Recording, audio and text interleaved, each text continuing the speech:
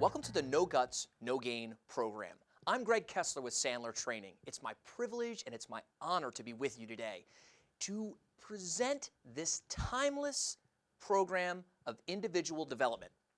Now, I think it would be best to begin with a quote from David Sandler, really explaining what this program is all about. Because as Sandler writes, being through the Sandler rooms, you have a good understanding, you have the 101 down, the 201. Why did Sandler create this program and what's it all about? Motivational programs are fine, but what is missing is the connector from the time of the seminar to the next call. This program is next generation of training, more concepts in order to get the sales programs to work. It's the next step between the raw materials and the result or the close. Also, it's the groundwork to planting your feet and not wimping. This program is the next step, another piece of ongoing training.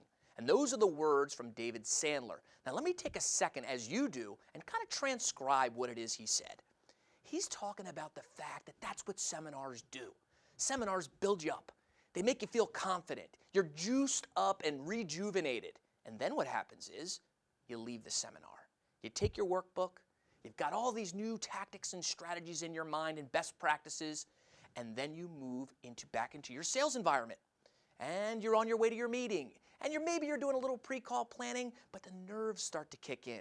You start to revert back to some of those old practices, and fear, doubt, and worry really take over. This program helps you with the concepts of plan or perish. Get gutsy and hold your ground and plant your feet. I'm going to give you a broad 30,000-foot overview of the types of things we're going to be talking about within this program. There's going to be some opportunities for you to really self-reflect and do some independent work. Let's get started with some of the groundwork for this program. Number one, first thing we're going to talk about, the highly successful people that Sandler met and Sandler worked with, and the 50 years of best practices that we're bringing into today's program really focused in on what those successful people did and how they constructed the building blocks of success. The building blocks to success. And they also took a good look at their lifeline. And the lifeline is a look at goals and priorities and time. So we're going to be doing that and really talk about the things that highly successful did to build and become successful. We'll also talk about, and it would be bad to not do this, it's important we talk about the barriers to success. What are the things that held people back? What are the things that kept them or prevented them from reaching their goals? Understanding them. I mean, if you knew what those things were, if you knew what those barriers were that stopped you from reaching your potential, would you do anything about it? Would you write them down? Would you figure out ways to counter what you know happens, the thing that happens within your sales process that comes back to haunt you over and over again? What are those barriers? We'll also take a look at 3 interconnected beliefs and really how they're sort of pulling the strings when it comes to our success. And they include failure, they include risk, and they include decision making. Now, as we dive into the second half of the program, it's important for us to understand, and surely as salespeople we've been there, that games and power plays play a big role.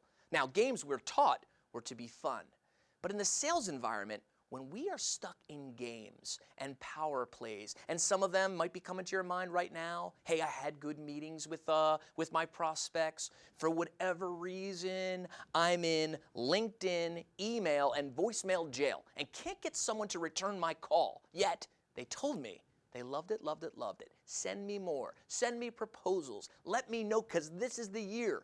Yet, we found ourselves in some type of a web. Right? Hidden decision makers come out later in the deal, right? We've all seen these games and power plays. We'll take a look at what successful people have done to avoid being part of those games, to avoid playing when they weren't a willing participant. In our 5th chapter, we'll talk about how we get tough, how we build the new you, the things that gutsy and assertive people utilize to create that temple, to create that new you. Our last chapter is really about a series of articles by David Sandler, really with the goal of introspective sort of self-study and figuring out how do we and how do people have a need to excel. These are the 6 major chapters within the No Guts, No Gain program. You've got to play all out today. You've got to play out each and every time you're tuned in. Follow along with your workbook. I'll give you examples and I'll give you opportunities to brainstorm, discuss privately or with others the ways in which you can become more effective and more efficient within your sales process, but also within yourself.